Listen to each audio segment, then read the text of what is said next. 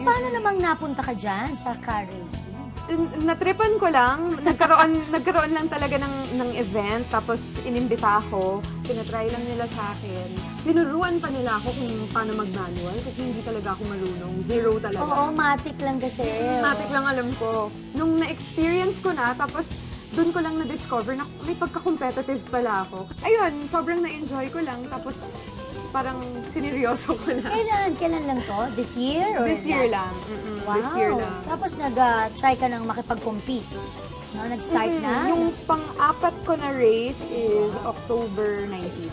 Rian, congratulations sa success ng My Destiny. Thank you so much. So how does it feel na medyo nag-rest ka, di ba, for a while sa paggawa ng teleserye? And then, pagbalik mo, ayun na nga, very successful, of course, with Carla and Tom.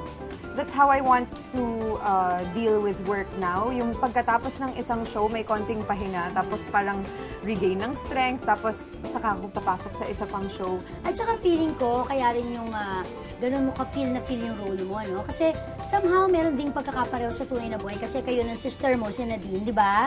Dalawa lang kaming sisters at saka ate ko siya. Ate, oo. Ganun din ba yung naramdaman mo nung, syempre, nag-asawa na si Nadine and eventually nag-move out? Medyo, actually, kasi nasanay na kasi ako na nandito siya lagi sa bahay.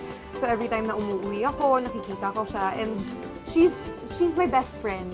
She's one of my favorite people in the world. Kaya nung simula pa lang ng show, madali lang para sa akin na i-connect yon kay Carla. Parang andali niyang i-compare dun sa sister ko in heaven. Effortless na for you, no? And napakalaking blessing nga na yung pagtanggap ng mga tao sa My Destiny, laging trending sa Twitter, lagi kaming nakakakuha ng magagandang response from the fans. Tapos, ayun, parang nakakatuwa lang na sobrang involved sila pag nanonood sila ng My Destiny.